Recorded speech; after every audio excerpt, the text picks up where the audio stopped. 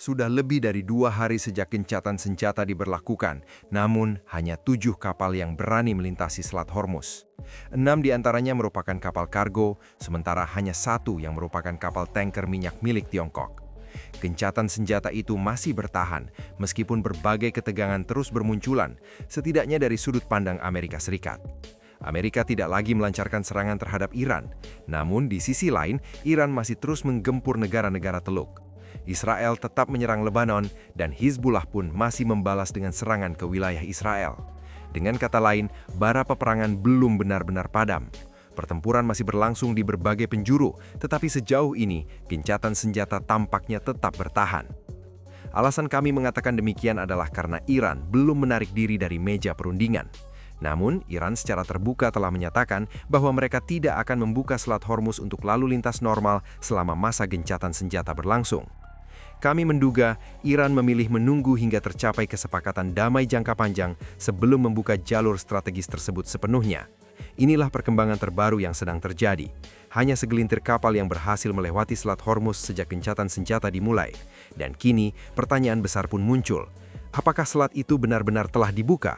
Sebab jawaban atas pertanyaan ini dapat menjadi ujian bagi kesepakatan damai yang sejak awal sudah rapuh dan penuh ketidakpastian. Sejauh ini, Iran masih memegang kendali ketat atas jalur pelayaran vital tersebut. Mereka dilaporkan telah menyampaikan kepada para mediator bahwa lalu lintas akan dibatasi hanya sekitar sedelusin kapal per hari. Bahkan, kapal-kapal yang hendak melintas kemungkinan harus membayar tol serta berkoordinasi langsung dengan Korps Garda Revolusi Islam. Menurut perusahaan Kepler, hanya 5 kapal yang melewati selat itu kemarin, dan data lalu lintas maritim menunjukkan bahwa tidak semuanya mengangkut minyak mentah. Menariknya, rincian mengenai situasi ini justru lebih banyak muncul dari media Rusia dibandingkan media Iran sendiri. Menurut laporan dari Moskow, Iran telah mengumumkan bahwa mereka tidak akan mengizinkan lebih dari 15 kapal per hari melewati Selat Hormuz selama perjanjian gencatan senjata berlangsung. Namun hingga kini, belum ada kepastian apakah batas 15 kapal tersebut benar-benar merupakan bagian resmi dari kesepakatan gencatan senjata. Hal ini karena tidak ada satupun pihak yang mempublikasikan isi lengkap perjanjian tersebut. Setiap negara hanya mengungkap bagian-bagian yang menguntungkan posisi mereka masing-masing, sementara sebagian besar isi kesepakatan masih tertutup dalam kabut misteri. Kita akan membahas hal itu sebentar lagi. Namun sebelum itu, penting untuk memahami mengapa perjanjian gencatan senjata ini tampak begitu rapuh. Dan jawabannya terletak pada satu kenyataan sederhana, serangan-serangan masih terus berlangsung. Semua itu terlihat jelas dari serangan Israel di Lebanon, serangan terbesar yang terjadi sejak perang yang pecah sekitar 40 hari lalu dimulai. Mari kita bahas sejenak konteks di balik perang antara Israel dan Hizbullah, karena ini merupakan topik yang belum banyak kami ulas di saluran ini. Tak lama setelah konflik antara Israel, Iran, dan Amerika Serikat meletus, Hizbullah sebagai bentuk solidaritas terhadap Teheran mulai menembakkan roket dari Lebanon Selatan menuju wilayah Israel. Tindakan itulah yang memicu serangan balasan Israel terhadap Hizbullah, dan sejak saat itu, konflik pun terus meningkat dengan sendirinya. Saat ini, Amerika Serikat memang tidak terlibat langsung dalam perang Israel melawan Hizbullah. Namun, Amerika tetap menjadi bagian dari konflik yang lebih luas di Iran, karena seperti yang telah diingat selama proses negosiasi, salah satu tuntutan utama Washington adalah agar Iran menghentikan dukungannya terhadap kelompok-kelompok proksi di berbagai belahan dunia, dengan kata lain, menghentikan aliran dana kepada mereka. Dan di antara semua kelompok tersebut, Hizbullah adalah proksi terbesar yang didukung oleh Iran. Itulah sebabnya Hizbullah mulai menembakkan roket ke Israel tak lama setelah Israel dan Amerika Serikat melancarkan serangan terhadap Iran. Dalam satu sisi, tindakan itu dilakukan sebagai bentuk kesetiaan dan solidaritas kepada Teheran. Namun di sisi lain, ada pula kepentingan finansial yang tak bisa diabaikan. Iran selama ini pada dasarnya menjadi penopang utama bagi Hizbullah, membiayai kebutuhan dan operasional mereka. Karena itu, jika Hizbullah ingin aliran dana dari Iran terus mengalir di masa depan, maka mereka merasa harus berdiri dan bertempur demi kepentingan Teheran. Dari sudut pandang Israel, maka tidak mengherankan jika mereka mulai menggempur target-target Hizbullah, sebab kelompok itulah yang pertama kali melepaskan roket ke wilayah Israel. Namun yang paling membingungkan adalah serangan yang terjadi kemarin. Itu merupakan serangan terbesar sepanjang perang ini berlangsung, bahkan lebih besar daripada serangan yang menewaskan Khamenei. Meskipun demikian, perlu diingat bahwa saat itu ia berada di atas permukaan tanah, sehingga tidak diperlukan serangan berskala besar untuk menewaskannya. Tetapi tetap saja, fakta tidak berubah.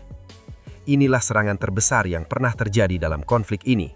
Serangan tersebut menghantam wilayah yang sebelumnya belum pernah menjadi sasaran Israel. Mengejutkan lagi, targetnya berada di kawasan sipil, tempat di mana Israel dilaporkan tidak memberikan peringatan apapun kepada warga untuk mengungsi sebelum serangan dilancarkan. Karena itulah jumlah korban dari wilayah tersebut begitu besar.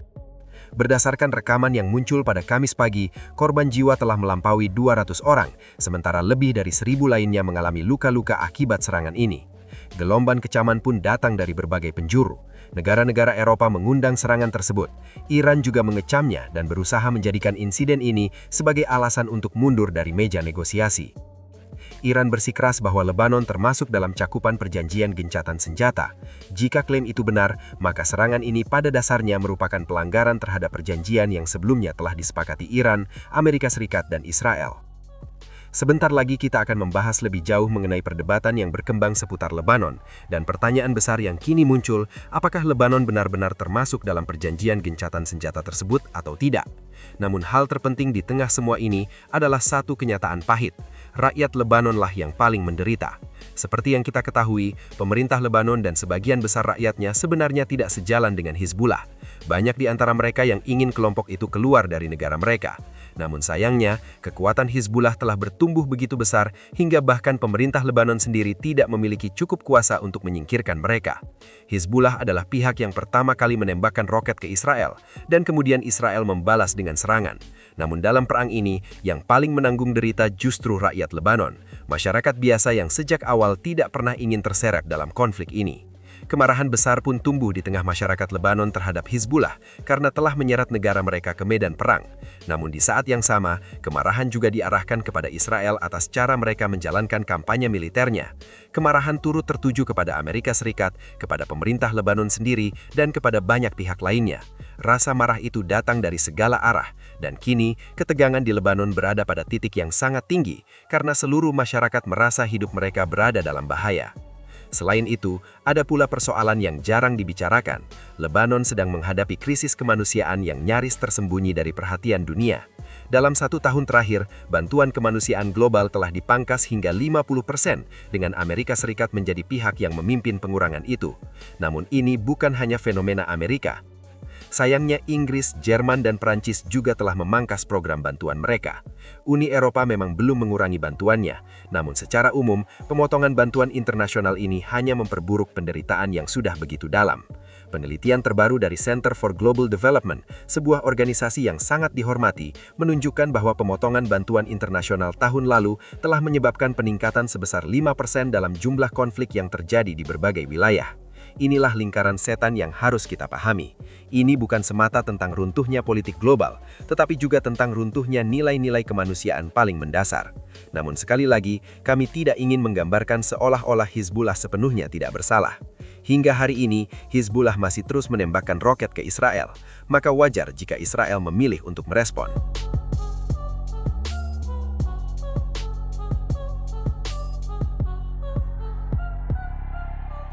Laporan dari media Israel mengisyaratkan bahwa Perdana Menteri Israel dan pemerintahannya sebenarnya tidak terlalu puas dengan kesepakatan gencatan senjata tersebut, terutama karena Hizbullah tidak menghentikan serangannya dan tetap melancarkan roket ke wilayah Israel. Dan disinilah kebingungan besar itu muncul. Dari sudut pandang tertentu, tampak seolah Israel sedang melakukan sesuatu yang dapat menggagalkan seluruh proses gencatan senjata dan meruntuhkan negosiasi yang sedang berlangsung. Jika kita melihat pernyataan awal Presiden Trump saat mengumumkan gencatan senjata, nama Lebanon sama sekali tidak disebutkan dalam pernyataan itu. Namun jika kita menelaah unggahan dari Perdana Menteri Pakistan yang memainkan peran penting dalam proses negosiasi sebagai mediator antara Amerika Serikat dan Iran, gambarannya menjadi berbeda. Dalam unggahan tersebut disebutkan dengan jelas bahwa akan ada gencatan senjata segera di berbagai wilayah, termasuk Lebanon dan kawasan lainnya. Jika merujuk pada pernyataan itu, maka tampak jelas bahwa Lebanon memang termasuk dalam cakupan gencatan senjata. Bahkan unggahan tersebut dipublikasikan jauh sebelum terjadi penembakan lanjutan dari kedua belah pihak. Inilah unggahan yang kemudian dibagikan ulang oleh pejabat Iran sebagai bukti. Pada dasarnya, mereka mengatakan, lihat, sejak awal semua pihak telah menyatakan dengan jelas bahwa Lebanon adalah bagian dari gencatan senjata. Karena itu, tindakan Israel merupakan pelanggaran terhadap kesepakatan tersebut. Namun kini, para pejabat Amerika Serikat justru secara terbuka menyatakan di depan publik bahwa Lebanon sebenarnya sama sekali tidak pernah menjadi bagian dari perjanjian gencatan senjata itu. Namun lihatlah situasinya seperti ini. Jika Iran memilih membiarkan negosiasi ini runtuh hanya karena konflik di Lebanon, sebuah konflik yang secara langsung tidak berkaitan dengan mereka dan yang bahkan tidak pernah secara resmi disebut oleh Amerika Serikat sebagai bagian dari gencatan senjata, maka pada akhirnya itu adalah keputusan mereka sendiri. Itu mungkin akan menjadi langkah yang gegabah, tetapi tetap merupakan pilihan yang dapat mereka ambil. Pesan inilah yang terus diulang oleh Presiden Trump. Bahkan Sekretaris Pers Gedung Putih menyampaikannya secara terbuka di hadapan para wartawan. Pada dasarnya, posisi Amerika Serikat sangat jelas. Lebanon bukan bagian dari perjanjian gencatan senjata. Namun Iran berkata sebaliknya. Dan karena perbedaan pandangan itulah, kini muncul kebingungan besar mengenai apakah gencatan senjata ini benar-benar dapat bertahan atau tidak. Untungnya, hingga Kamis pagi, gencatan senjata tampaknya masih tetap berlaku. Namun ujian terbesarnya akan datang besok, atau mungkin secara teknis malam ini menurut waktu Amerika Serikat. Karena pada saat itulah, pagi hari di Islamabad, Pakistan, dan sebuah pertemuan tatap muka dijadwalkan berlangsung antara delegasi Amerika Serikat dan delegasi Iran. Jika Iran hadir dalam pertemuan tersebut, maka itu akan menjadi tanda bahwa mereka masih bersedia melanjutkan jalur diplomasi dan negosiasi. Namun jika mereka tidak hadir, maka itu bisa menjadi sinyal bahwa gencatan senjata pada dasarnya telah runtuh. Secara terbuka, Iran memang telah menyatakan bahwa mereka akan membatalkan pertemuan tersebut apabila Israel terus menyerang Lebanon. Namun berdasarkan laporan yang beredar hingga saat ini, pertemuan tersebut tampaknya belum dibatalkan. Sekali lagi, itu mungkin belum berarti banyak, sebab yang benar-benar penting bukanlah apa yang mereka katakan, melainkan apa yang mereka lakukan. Dan satu-satunya hal yang akan menentukan adalah apakah mereka benar-benar datang ke meja perundingan atau tidak. Untuk saat ini, setidaknya, semua tanda menunjukkan bahwa mereka kemungkinan besar akan hadir. Kini, banyak warga Lebanon, termasuk para pendukung Hizbullah, merasa sangat marah terhadap situasi ini. Dari sudut pandang mereka, rakyat Lebanon terus dibombardir, sementara Iran tampak bersedia berpaling dan tetap melanjutkan negosiasi, seolah yang benar-benar mereka pedulikan hanyalah kepentingan Iran sendiri. Dan inilah sesuatu yang telah lama kami katakan. Iran pada dasarnya tidak benar-benar peduli terhadap Lebanon. Selama bertahun-tahun, mereka menggunakan Hizbullah sebagai tameng strategis untuk menjauhkan perang dari tanah mereka sendiri. Namun sayangnya bagi rakyat Iran, atau mungkin lebih tepatnya bagi rezim Iran, strategi itu gagal total. Dan kini, semakin banyak orang mulai menyadari apa sebenarnya tujuan Iran selama ini. Semua perkembangan ini membawa kita pada rencana perdamaian 10 poin yang dikirim Iran kepada Amerika Serikat sebelum gencatan senjata disepakati. Dalam pernyataan publiknya, Presiden Trump mengatakan bahwa rencana perdamaian 10 poin tersebut merupakan dasar yang sangat layak untuk dijadikan bahan negosiasi. Banyak orang kemudian menafsirkan pernyataan itu sebagai tanda bahwa Amerika Serikat telah menyetujui seluruh isi dari rencana tersebut. Namun kenyataannya itu bukanlah yang dikatakan oleh Amerika Serikat. Tidak satupun pejabat dari pihak AS pernah secara langsung menyatakan bahwa mereka menerima seluruh poin dalam proposal tersebut. Narasi itu lebih banyak didorong oleh Iran melalui media domestik mereka, meskipun bahkan Iran sendiri tidak pernah mengatakannya secara terbuka di tingkat internasional. Namun percayalah, itu bahkan bukan bagian yang paling membingungkan dari semua ini. Bagian yang paling membingungkan justru adalah kenyataan bahwa tampaknya tidak ada hanya satu rencana perdamaian 10 poin. Nah, yang menarik dari semua ini adalah bagaimana berbagai media besar seperti The New York Times, CNN, dan lainnya mengambil lalu menyiarkan proposal 10 poin awal yang sebenarnya hanya berasal dari informasi acak seorang pengguna Yahoo di Iran. Informasi itu kemudian ditayangkan di televisi akses publik Iran, lalu diperlakukan seolah-olah mewakili posisi resmi pemerintah dalam negosiasi. Padahal jika dipikirkan, itu sama sekali tidak masuk akal. Itu seperti seorang anggota Dewan Kota Demokrat di Boise, Idaho, mengeluarkan pernyataan yang absurd, lalu televisi lokal menayangkan pernyataan itu seolah-olah merupakan sikap resmi Presiden Amerika Serikat. Jelas logika seperti itu tidak dapat dibenarkan. Yang sebenarnya terjadi di lapangan jauh lebih sederhana. Di Iran, ada posisi resmi pemerintah yang jelas, yaitu keinginan untuk bernegosiasi dengan Amerika Serikat. Di sisi lain, ada pula pemerintahan Amerika Serikat yang telah mengirim para negosiator ke Pakistan dan menunjukkan kesediaan untuk terlibat dalam perundingan dengan itikat baik. Namun seperti dalam banyak negara lainnya, selalu ada suara-suara dari pinggiran, tokoh-tokoh ekstrim atau individu tertentu di dalam Iran yang anonim membocorkan informasi, entah demi propaganda, karena rasa malu, atau karena mereka tidak menyukai arah yang sedang ditempuh pemerintah. Di dalam Iran sendiri terdapat berbagai faksi berbeda, bahkan di dalam tubuh rezimnya, yang masing-masing menginginkan arah dan hasil yang berbeda.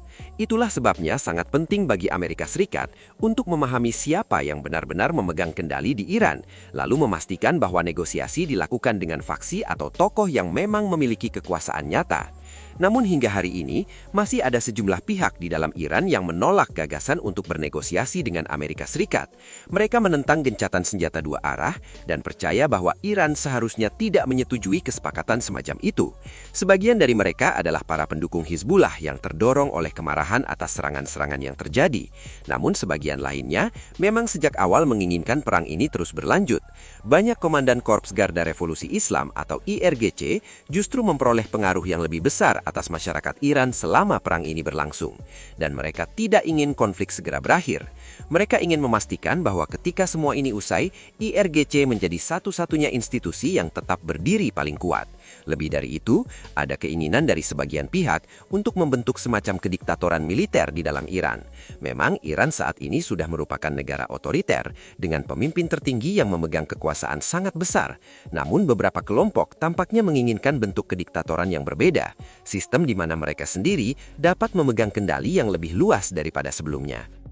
Karena itu, hal yang paling penting untuk diperhatikan saat ini adalah apa yang akan terjadi dalam negosiasi besok, atau secara teknis malam ini menurut waktu Amerika Serikat. Jadi pastikan untuk menekan tombol subscribe di bawah ya. Setelah kami memperoleh informasi lebih lanjut mengenai negosiasi tersebut, apakah benar-benar terjadi atau tidak, dan jika terjadi apa yang sedang dibahas, kami akan segera menghadirkan pembaharuan terbaru untuk kalian besok. Sampai jumpa!